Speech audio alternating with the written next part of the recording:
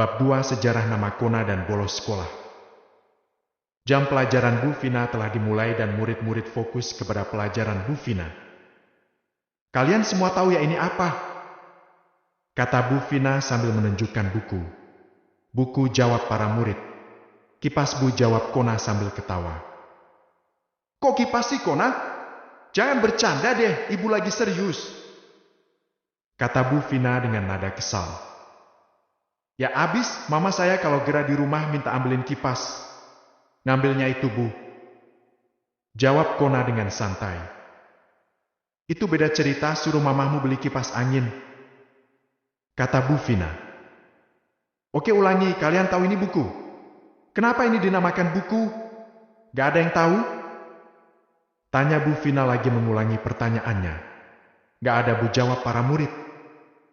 "Oke, tujuan ibu menanyakan ini, ibu mau kasih tugas buat kalian besok. Tugasnya adalah, apa arti dari nama kalian masing-masing yang diberikan orang tua kalian?" Bu Vina memberikan tugas.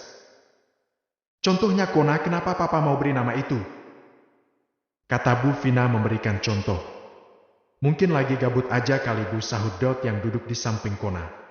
"Gua tabok lu Dot," kata Kona yang kesal kepada Dot. "Oke paham ya, tanyakan malam ini pada bapakmu tuh lalu jelaskan besok pagi di sini, oke?" kata Bu Vina mengingatkan tugasnya. "Oke," jawab semua murid. Beberapa saat kemudian bel pulang telah berbunyi, para murid bergegas pulang ke rumah masing-masing. Malam harinya saat di rumah, Kona mengintip papahnya dari balik pintu yang terbuka sedikit. Terlihat papah Kona sedang menghadap komputer untuk mengerjakan tugas kantornya. "Pak, aku ada tugas sekolah besok, suruh jelasin arti dari nama Kona itu apa." "Papa sibuk nggak?" tanya Kona dari balik pintu ruang kerja papanya. "Nggak nak, sini duduk, papa jelasin," jawab papa Kona sambil menghadap komputer. Kemudian Kona masuk ke dalam ruang kerja papanya dan duduk di atas sofa. Papanya mulai menjelaskan sejarah asal nama Kona yang diberikan kepada anaknya. Papa Kona menjelaskan dengan santai sambil duduk di atas kursi kerjanya. Kona pun mendengarkannya dengan serius. "Jadi dahulu kala negara kita diserang virus jelek yang membahayakan yang diberi nama Corona. Lalu pada waktu itu banyak orang-orang yang jatuh sakit, lalu meninggal, tidak ada yang sanggup menghentikan ulah si virus ini. Namun pada suatu hari ada seorang anak muda yang tak tahu asal-usulnya dari mana. Dia anak miskin jelek, hidup sendirian di gubuk kecil, tetapi hanya anak inilah yang bisa menaklukkan virus itu," kata Papa Kona menjelaskan sejarah nama Kona. "Wah keren-keren, siapa anak itu Pak?" tanya Kona karena penasaran. "Itu Bapak nak," jawab Papa Kona. "Ya, jadi Papa? Yang pernah dijuluki bersahabat dengan virus?" tanya Kona pada papahnya. "Iya itu Bapak nak," jawab Papa Kona dengan ketawa. "Terus apa hubungannya sama namaku Pak?" tanya Kona lagi. "Virus itu Papa kasih nama Kona," jawab Papa Kona.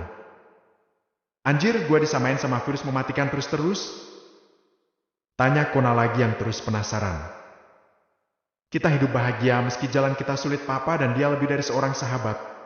Susah senang kita berdua, dia susah Papa senang. Namun suatu hari langit menjadi hitam gelap, bumi terasa runtuh di saat dia menghilang entah kemana," jawab Papa Kona menjelaskan panjang lebar tentang sejarah nama Kona. "Jadi itu alasan Papa kasih namaku Kona?" tanya Kona lagi pada papanya. "Iya, Papa menikah dengan seorang gadis kaya, walaupun burik, arogan, tapi lumayan Papa tinggal uncang-uncang kaki nggak cari duit," jawab Papa Kona lagi.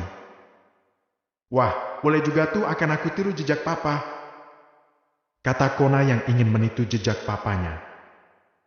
"Sialan lu, jangan," kata Papa Kona yang mendengar keinginan Kona.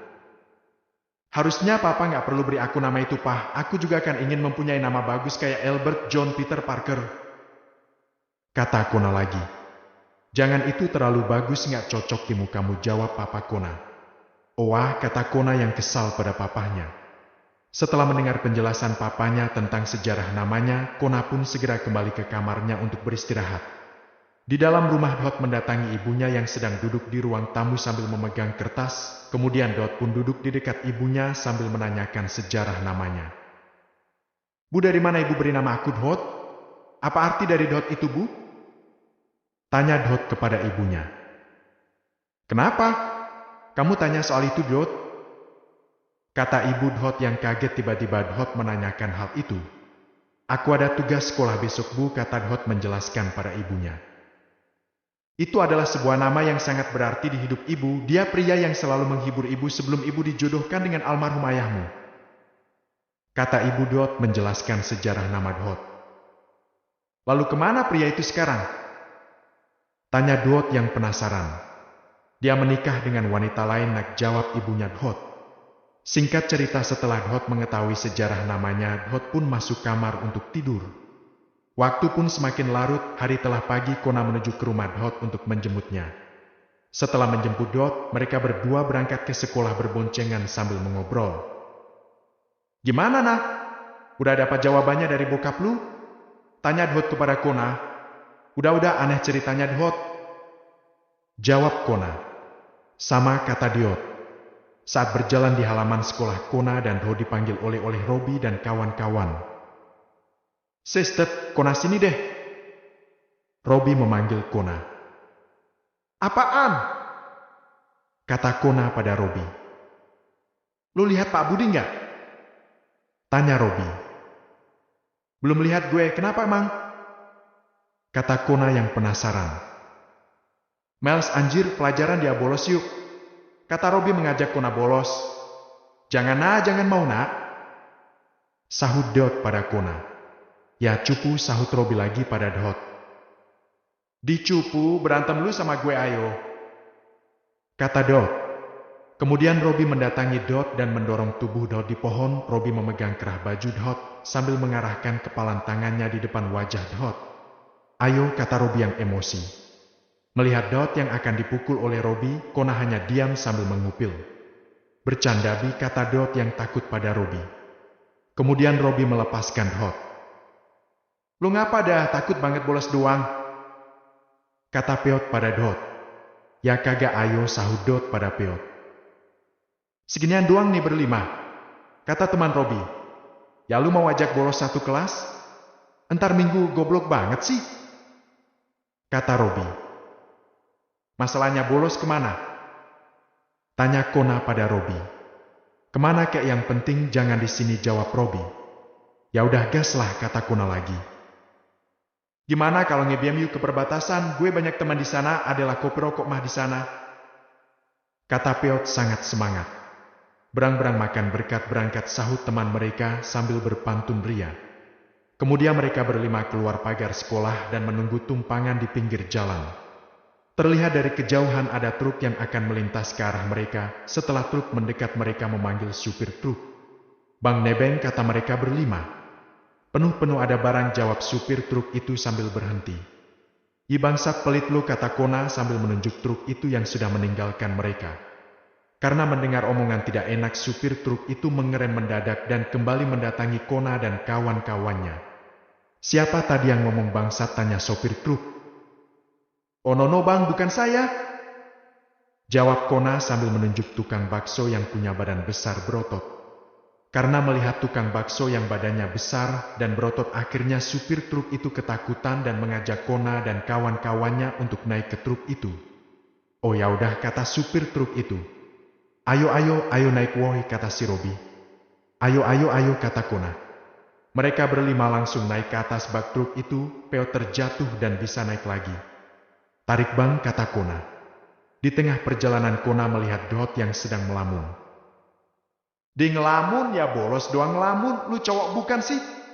Kata Kona mengejek Dot. Di, gua tongolin titit gua nih ya. Siapa juga yang ngelamun? Jawab Dot yang kesal pada Kona. Woi, ini truk gak berhenti-berhenti, gimana mau turunnya kita? Kata Peot yang panik. Bang, gak diturunin dulu itu anak-anak, kata kernet supir truk itu. Gak usah, biarin aja, gua suruh bantuin turunin barang entar, kata supir truk pada kernetnya. Di dalam kelas, Pak Guru yang menggantikan Pak Budi kebingungan mencari para murid cowok yang pada hilang. Hari ini Bapak dulu yang ngajar, Pak Budinya ada keperluan, silahkan buka bukunya masing-masing, kata Pak Guru. Pada kemana ini anak cowok? Tanya Pak Guru. Bolos Pak, jawab para murid cewek. Apa? Bolos? Ah udahlah biarin, bukan murid gue ini, ya udah lanjut. Kata Pak Guru. Truk telah sampai ke alamat rumah tujuan dan truk berhenti di depan. Ini bukan rumahnya? Tanya supir pada kernetnya. Iya ini, jawab kernetnya. Terlihat di halaman rumah tersebut ada Pak Budi yang sedang menyapu halaman rumahnya sambil menunggu barang pesanannya. Lama banget ditungguin gak nyampe-nyampe, ayo tak bantuin turunin barang. Kata Pak Budi pada supir truk itu. Gak usah Pak, kita bawa anak buah banyak no. Kata supir truk pada Pak Budi. Karena mereka berlima tidak tahu kalau truk ini ternyata ke rumah Pak Budi, akhirnya mereka loncat dari truk dan kabur karena ketahuan Pak Budi. Mau kemana lu? Kata Pak Budi sambil mengejar mereka berlima. Lari woi, kata Kona. Pada bolos ya, kata Pak Budi.